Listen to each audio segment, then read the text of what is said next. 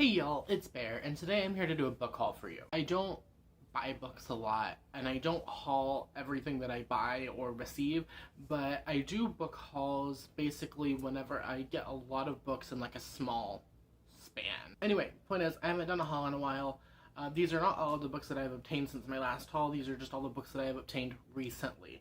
And I feel like a lot of them are not really well known, so the title of this video is going to be like, you haven't heard of these books, a book haul or something. Understand that like, you've probably heard of some of these books, but I feel like a majority of them are maybe like new releases that aren't getting a lot of hype, or backlist titles or sequels or something I've never seen really discussed on the internet. So I'm excited to show off some cool stuff for you today. So in the vein of things that were sent to me, we're going to start with arcs. First, I have The Honeys. This is the third novel by Ryan LaSala, who is a young adult author.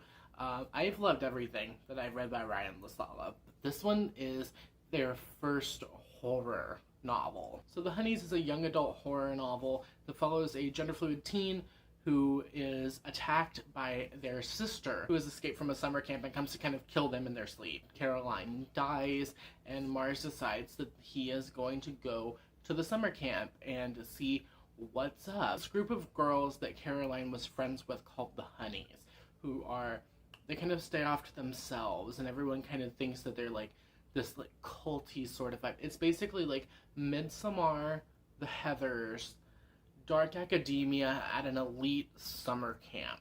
Then we have Summer's Edge by Dana Meal. This is a YA supernatural thriller that's kind of like I Know What You Did Last Summer meets The Haunting of Hill House, and it follows 5 friends who return to this cabin where several years ago one of their friends died in a fire. They used to spend every summer at this cabin, and they all get these mysterious invitations, and they start to turn on one another, and it's like, who started the fire? Who was cheating on who? Who killed Emily? Who did this and that? And it's kind of like a whodunit, but in like a cabin in the middle of the woods. Then we have The Peacekeeper by B.L. Blanchard. This one is a kind of crime thriller sort of mystery situation that takes place in a never colonized North America. So we don't have the United States and Canada, we just have like the continent away from colonization. So that's already a check mark in the right direction. But in this one specifically, we follow an Ojibwe peacekeeper who is kind of like a detective who is trying to solve this string of murders that's been happening. And in doing so, he has to go to this town where the families of the murder victims live, but also in the town are a former lover who crushed him and his estranged father. Very excited for this one. Have not really heard anyone talk about it, so I'm ready to read this one and see what I think of it. We have one that was sent to me by Tin House, and that is The Maker of Swans. This one is, once again, sort of a vibey thriller. It takes place, I believe, over the course of 24 hours or one night or some sort of situation like that. It's like a very short time span from what I've gathered from the synopsis. It takes place on this English estate, and our protagonist is a butler who witnesses his employer firing off a gun. There's also a mysterious woman with him, and they have to spend this night figuring out why is his employer shooting, who is this mysterious woman, how do his employer and this woman's powers kind of tie into play, because it says that they have extraordinary powers or extraordinary abilities. I don't know if it's magical, I don't know if it's like contemporary fantasy, I don't know what the situation is, but I'm really excited for it. It sounds like a good time. Then we have a book that was sent to me by Jess, and that is The Good House by Tananarive Due. This is one that I know people know about. I can't remember if I would hauled this one specifically on my channel, but it was sitting on my shelf staring at me, and I was like, you know what? If I haven't mentioned it yet, I should have already. And this one is one of like BookTube's beloved horror novels, and it follows a woman whose kind of family home has faced tragedy after tragedy. Like the home that her grandmother owns that everyone calls the Good House falls victim to tragedy. Several years beforehand, our protagonist's son died in the Good House. She has not stepped foot in this house since her son died, and she needs to figure out what's going on. There's an entity that her grandma battled like 70 years ago that's tied up into it. I've heard no one say a negative thing about this book. And for horror books, specifically on BookTube, popular horror books that people talk about on the internet, it's rare that I don't see anything negative at all. Like, even my favorites, people have ripped apart. So I'm excited to see what about this one makes everyone that I've seen discuss it mutually agree that it's like fantastic. Let's do things that I purchased myself. I have one thing that I purchased full price. So I've made it pretty clear in the past that a majority of my books are thrifted, and unfortunately Orlando does not have a lot of indie bookstores or secondhand bookstores, so I do have to resort to online ordering a lot. But occasionally, every now and then, I go to Barnes & Noble because there's one kind of in my neighborhood. Every now and then I pop in, not nearly as often as I used to. And I decided to finally see what all of the hype about Little Women was. This is the other one that I know people have heard of, so don't yell at me in the comments. I know you've heard of these. And this, I don't know what made me pick it up. I blame TikTok, specifically Taylor Swift and Book Talk, like together. That specific intersection, that specific crossroads of TikTok made me pick this up. This one always comes up in recommendation videos and posts whenever people talk about Taylor Swift champagne problems. I wanted to see what the hype was about. Also, everyone loves Little Women. I didn't get it, but I kind of get it now. This is one that I have started, and I'm kind of taking my time to get through. It's not going on a monthly TBR. It's not for a video or anything like that. It's just one that I want to really take my time with because it's a chunker and see what everyone loves about it. And I'm loving this more than I have the right to. It's about a family, and the father has gone to fight in the Civil War, so we are left with his 4 daughters and their mother and this boy next door. There's just something about these silly little people and their silly little life and their silly little problems and how they just sit in their houses and they just talk about things.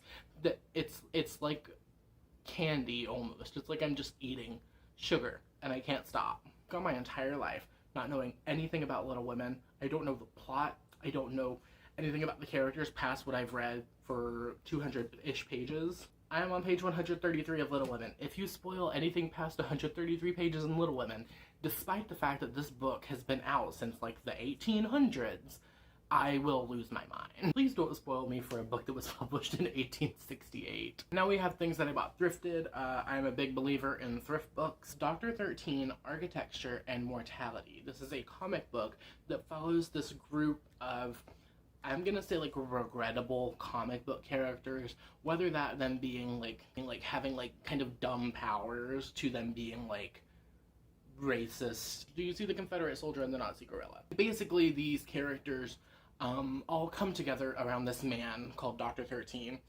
and there are these other characters called the Architects who are like forming the new universe, and they've decided that these characters here don't belong in the new universe for whatever reason. It could be because they have like silly powers, it could be because they're problematic, it could just be because they don't fit into the new worldview.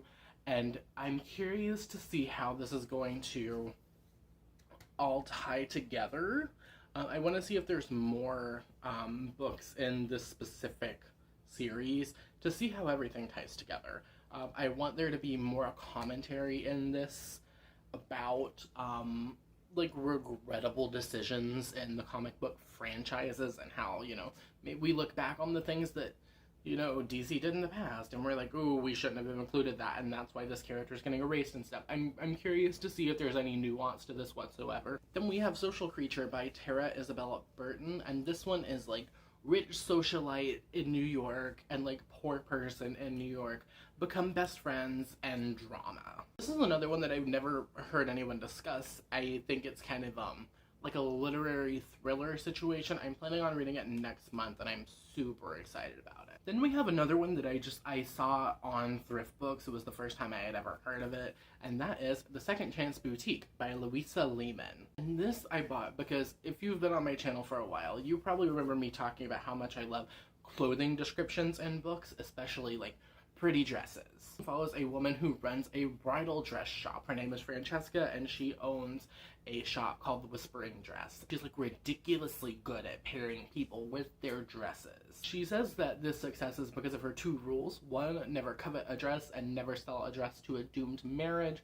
And unfortunately, she does both of those things. So, is this gonna have a plot? I don't know.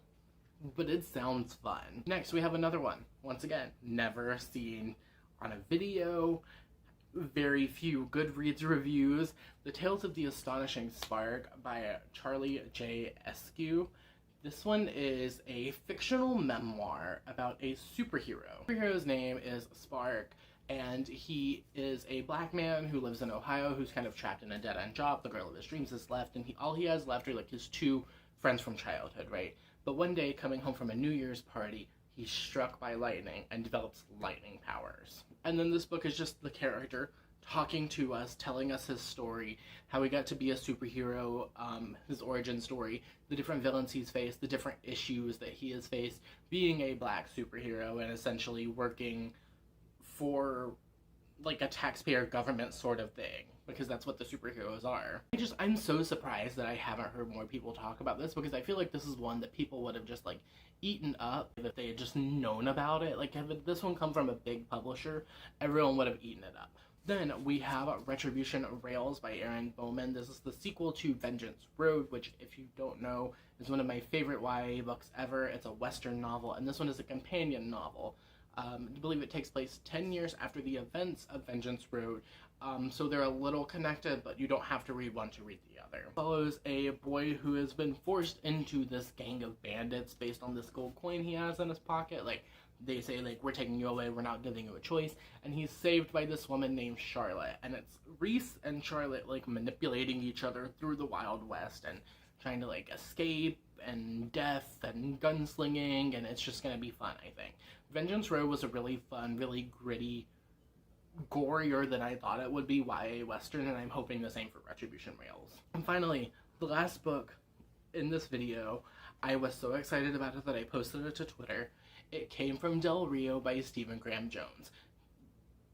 You know how much I love Stephen Graham Jones, and how I have talked so much on this channel about how fucking sad it makes me that so many of his books are out of print. He has a very extensive backlist past the ones that BookTube tends to talk about, but most of them are out of print, so they're harder to find. This one I have never seen below like $85, and it's short. I didn't want to pay $85 for a book that short, even if it is Stephen Graham Jones for my collection. So on Thrift Books, I have my notifications set to instant, so every time the site puts up another copy of the book, I get an email for it. I got an email for this one. I bought it like that. Going from the synopsis of this book, it's like a lot of older Stephen Graham Jones. It just sounds off the wall. We have a detective. It talks about borders between Mexico and the United States. It talks about the borders of the Rio Grande, shadows, things emerging from the shadows, a fugitive with bunny ears, and evil and darkness, and I'm so... Can I tell you I cried when I opened this package? You probably know it's one of my like deepest desires in life to have a copy of every Stephen Graham Jones book that's been published. That's hard to do whenever some of them are over $1,000. I'm just so happy I finally have a copy of this. That's all I have for this video. I hope you enjoyed it. If you did, let me know by liking, subscribing, sharing, commenting, etc., as well as answering the comment question of the day. Comment question of the day. If you read any of these, let me know your thoughts on them downstairs. Let me know which one, if any, you would like to see like a vlog or a featured spot on the channel for. And let me know what your most recent acquisition is. It can be like a borrowed book, it can be like a bought book, a library book, an audio book, a Kindle, whatever. Let me know what the book you most recently obtained is. And if you don't have time, you don't have the spoons, you don't have an answer, if you don't want to answer, let me know you made it all the way until the end of the video by leaving me an emoji, preferably a yellow heart or a smiley face emoticon. All my social media links, as well as everything I mentioned today, will be linked downstairs, as well as places to support me further, like my Patreon, my PayPal, and my Amazon wishlist. I hope you have a wonderful, whatever it is, wherever you are, and I will see you next time with another video. Thank you for watching. Okay, cool. Bye. Now, here's the thing. I need you to see in the thumbnail that this is a book haul, right? None of these are, like, shaped in, like, a nice, stackable manner. Oh god, they're all gonna fall.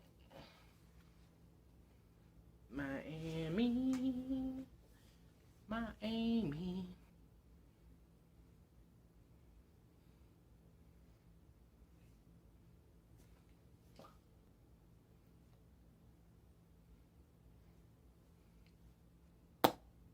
That's a wrap.